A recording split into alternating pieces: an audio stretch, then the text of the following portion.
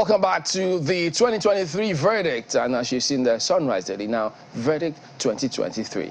Well, we've got Mr. Daniel Boala, who is a spokesperson of Atiku Okowa presidential campaign team. He joins us virtually. Good morning, and thank you for joining us on the program today. Well, about this breakback within the APC, they thought it was supposed to be within the APC, but now several narratives about PDP saying they are the ones that are being accused. Does the PDP still hold that view, probably in the light of what we just heard the member of the APC say a moment ago? Well, Chamberlain, thank you for having me on. Good morning to Nigerians. They used to, what they have, we don't have, first of all, for the records, we don't have a dog in their fight, this blame game.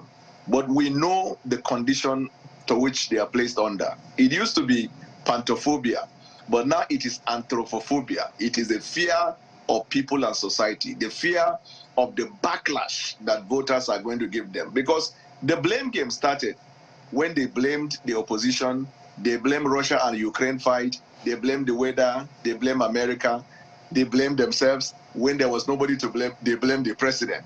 And they say the president is going to be the cause of their defeat. But in actual fact, it is a policy issue. It is bad governance. These sufferings of the Nigerian people is the climax of the dangerous policies of APC. And you can see inconsistency in their various interventions. For example, my brother Alwan today is telling you it is Sabi Utunde that is responsible for their problems. But if you just oppose that with what Erufai said, Erufai was talking and Erufai said it is an elder because he was reacting and he says the governors in the north are the elders and that they fear nobody. Then yesterday, one of their supporters now pointed at Emefiele and they say Emefiele ran for the primaries. They are doing catch and shoot, and the reason is just simple. You see, whatever you do, there is a time for everything, seed time and harvest. When they introduce these bad policies, and this their emergency care, you see all of them coming and say, yesterday the guy, the supporter that came yesterday, he said that himself was campaigning in his zone and that there was no fuel. He had to buy a fuel for 1,000 naira. You see Alwan today talk about suffering. Rufai talking about suffering in their domain. That emergency care is what is amusing me. They do not know that in this country we have had 5 months of fuel queue to which none of them said anything about. In fact, they were even praising their government. We have 8 to 9 months of students staying at home. We have banditry in a proportion that we have over 2-point-something billion as at the year that passed. Bandits collected from innocent Nigerians. We have multiple kidnapping and shooting. In fact, prison breaks or prison attack to the point where people even say they were going to overthrow the government of the federation. Rufai talked about bandits surrounding Kaduna and he said they feared that they were going to take over the government. All of these things did not express, demonstrate, activate their concern for the Nigerian people. Suddenly, because election is at the door and there is a palpable fear that there is going to be a voter backlash, they decided that they were going to turn the heat at the president. And if you remember Malkwe and Chamberlain, I said it when their campaign started, that their entire manifesto is war against Buhari. But now I have been proved right because everybody is seeing that they have just graduated from pantophobia to anthropophobia. Now, let me address something, Mr. Chamberlain, in reaction to what Rufai said. It is amusing to me because he's somebody I respect so dearly, and there was a time we were exchanging banters on Twitter, and I told him he's one of the finest we have in the North.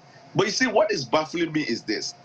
On the 5th of May, 2019, Governor El Rufai was quoted to have said that he was going to introduce a strategy and policy that will end godfatherism in Lagos. Who was he referring to? Well, Jando is going to apply that policy. On the 11th to 13th of May, Rufai's aide was reacting on behalf of his boss, and Rufai and the young man said, Rufai said, I can never be a vice presidential candidate or vice president to any drug baron. Who was he referring to? Now, but look at the palpable fear and sudden reaction from Rufai that is throwing the entire northern Nigeria. In fact, he assumed the role of Sir Ahmadu Bello when he said that they have vowed, they have promised Asiwaju presidency, And when he was talking, he was asked about elders. He said they are the elders. The elders are overrating themselves, and that they were never voted. Some of them can't even win councillorship, as if the determination of an elder is when you run for office. Look at Nigeria. Mr. Bola, if I may come in, because you've been speaking for a while. Can you hear me? Yes, I can hear you. Okay, so there are a few issues which you have raised. You talked about the bad policies of the APC, but on this particular issue, this currency swap or currency redesign, your candidate as former Vice President Atiku Abubakar has spoken up, and he's talked about how the CBN governor should not submit to blackmail. He shouldn't succumb to blackmail. So it would seem that on this particular policy, your party seems to be happy about it. No. Let me first start by stating the obvious. This policy is the climax of the various policies of APC. If there was good governance, if there was no suffering, if APC lived to the creed of their promise, there would have been no need for this policy in the first place.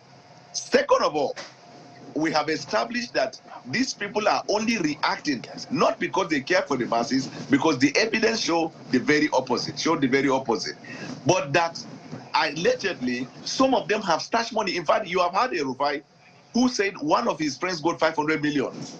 Who was he talking about? He's an APC governor.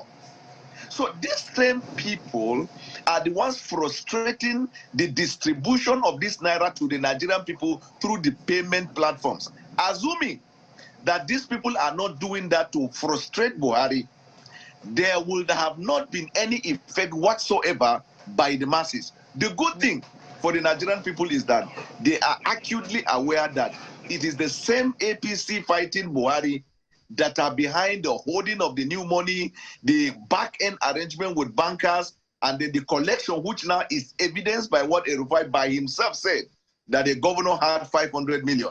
So the position of Atiku Abubakar is that whatever it will take to deliver on good governance and free and fair elections should be implemented, but he expressed concern very well and vividly and clearly that the distribution of this Naira to the common people of Nigeria should never be frustrated. Now what Erufai has said proved my candidate right, because now there is evidence to show that there are people who are frustrating the distribution or the equitable distribution of this money to the Nigerian people. There is no contradiction. Mr. Boala, just to be clear, are you saying that in spite of your presidential candidate's position on the February 10 deadline, that it should not be extended, contrary to the clamor, are you saying that in spite of that, your party is not in support of the currency redesign and swap? Our party is in support of free and fair election that will be devoid of manipulation and vote buying. Our party is in support of Nigerian people having access to their own money in the banks. Our party is in support of policies that deliver on good governance to the Nigerian people, to which APC does not have at the moment. Our party is also in support of this fact that the Nigerian people have suffered enough, and it's about Mr. time they Boala, express their bitterness. Mr. Boala, it's a clear enough question. It's a clear enough question. Your presidential candidate has taken a position, do not extend the deadline, but you have quoted it here as one of the bad policies. It seems to be a contradiction. So what exactly is your party's position? Is your party's position, does it contradict your presidential candidate's statement on the currency redesign?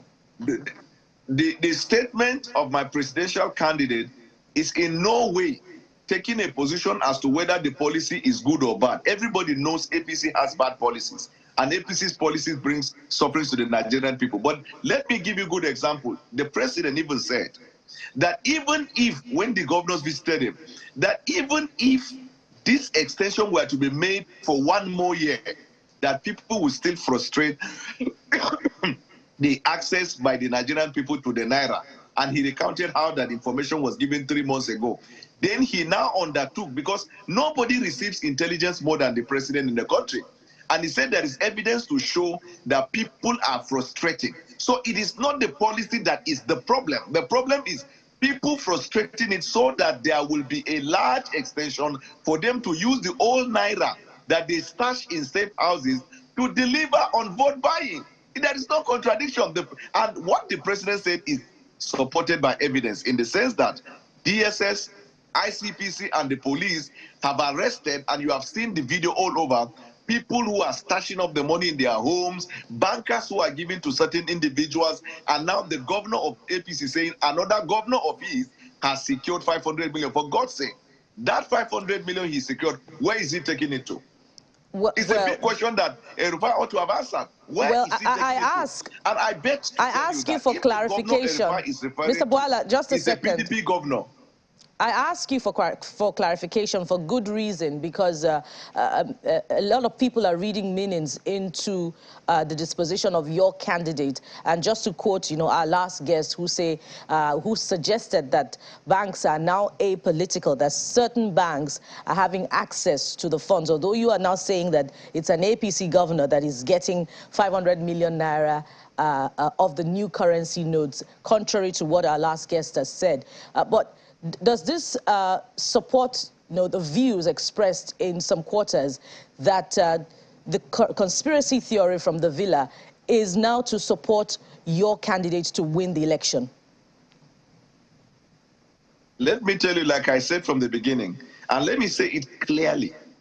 When I talked about anthropophobia is the fear of the people. Now, blame fixing. You don't have to have a reason to fix a blame. Once you are triggered by this anxiety, anything is a blame. Now, they are saying from the villa, but none of them has been able to furnish evidence. Look at somebody even calling Sabiu as somebody controlling the president. These people fell short of calling the president a moron.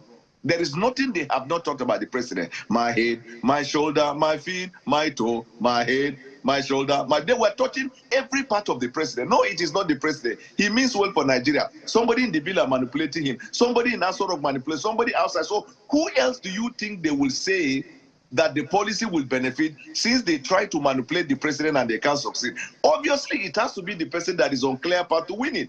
It's a common logic. But again, you asked me the question that if they have evidence, they ought to have furnished. And I like Alwan, in comparison to the rest of them. At least he's a conspiracy theorist. He has been able to point at somebody and has not substantiated evidence. But the rest cannot point at anybody. And there is nothing as confusing and as throwing something in the air and leaving conjecture. Like, let me tell you, even the media, one of their spokesperson at one time blamed the entire Nigerian media as working for PDP. So to that, what can you say? Is channel working for PDP? My sister, what is happening to them, let me tell you, it is captured in the famous dictum or colloquialism in Yoruba, kokorotunjefo inwe follower. Kokorotunjefo inwe follower. The insect that is killing the leaf is in the leaf. And so if they don't know, anything else can be a good excuse to give. There is one good news to everybody in Nigeria. The Nigerian people are fed up with APC. There is nobody in his sane mind that will vote APC anywhere in Nigeria. Much for your time and thoughts, particularly on this issue, and we hope that more clarifications will come in the coming days ahead of the election. You're watching Sunrise Daily. There is more after this time out. Stay with us.